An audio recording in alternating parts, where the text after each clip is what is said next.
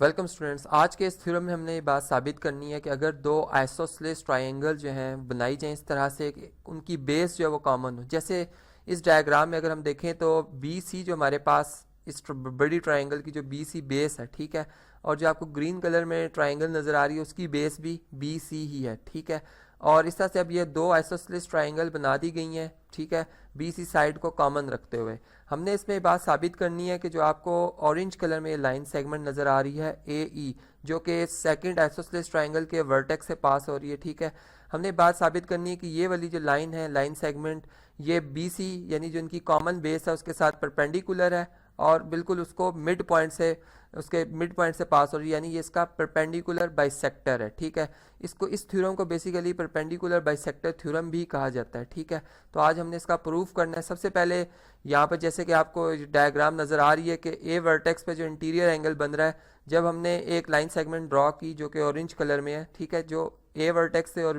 D vertex से पास होती हुई गुजर रही है, तो इसने इस एंगल को दो एंगल्स में क्या कर दिया जी, डिवाइड कर दिया, ठीक है। और इसी तरह से यहाँ भी हमारे पास दो एंगल्स 3 और 4 बन रहे हैं ई वर्टेक्स पे, ठीक है। सबसे पहले जो ट्राइंगल मैं यहाँ पर कंसीडर कर रहा हूँ वो ए बी और डी ट्राइंगल की मैं बात कर रहा हूँ, ठीक है। तो इससे मैं शेड कर देता हूँ, यहाँ पर शेड कर देते हैं ताकि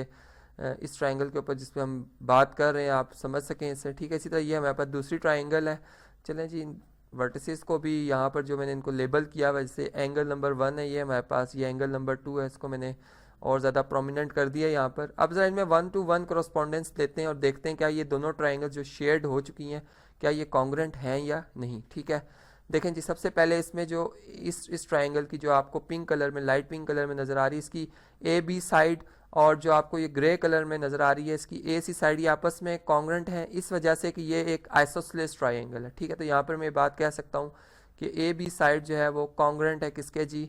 ए सी साइड के, ठीक हो गया। अब ये आपको बात समझ आ गई होगी इसका रीज़न। और इसी तरह से अगर हम इसी ट्राइंगल की ये साइड ले लेते हैं जो कि ए से बी से लेकर डी तक है, ठीक है, ये हमारे पास जी डी पॉइंट है।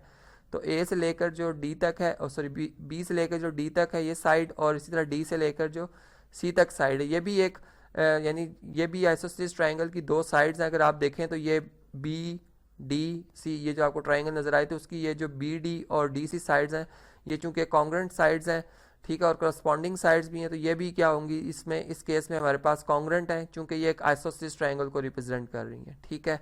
और इसके साथ ही अब हमारे पास जो इसकी थर्ड साइड यानी इन दोनों ट्राइंगल्स में जो कॉमन साइड ए डी आ रही है, ठीक है,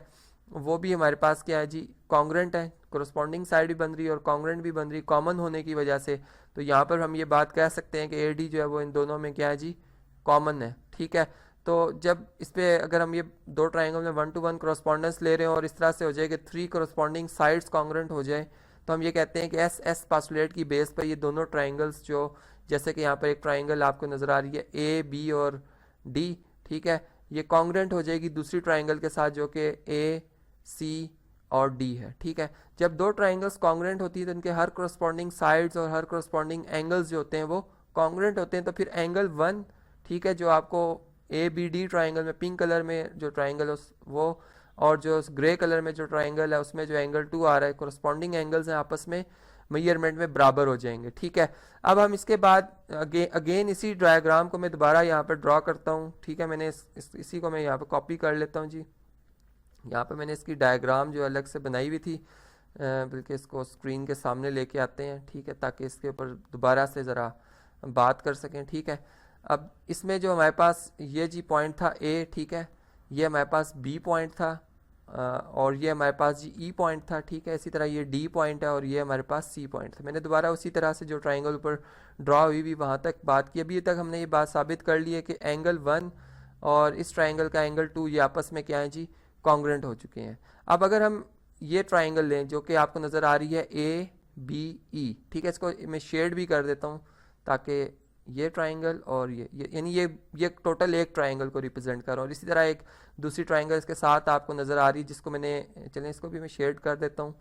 ये ट्राइंगल, ठीक है। अब ये दो ट्राइंगल्स आपको नज़र आ रही हैं। अब इनमें हमने 1 to 1 करस्पॉन्डेंस लेनी है, देखना है कि क्या ये ट्राइंगल्स आपस में कॉन्ग्रेंट हो सकती हैं या नहीं हो सकती, ठीक है। अब देखें जी, इसमें जो बात हम जानते हैं कि इसमें ए बी जो हमें लाइन सेगमेंट नज़र आ रही है, ठीक है, और इस ट्राइंगल में जो आपको पिंक कलर में नज़र आ रही है इसमें ए सी लाइन सेगमेंट, ये इन दोनों की करस्पॉन्डिंग साइड्स और कॉन्ग्रेंट है, ठीक है। इसी तरह से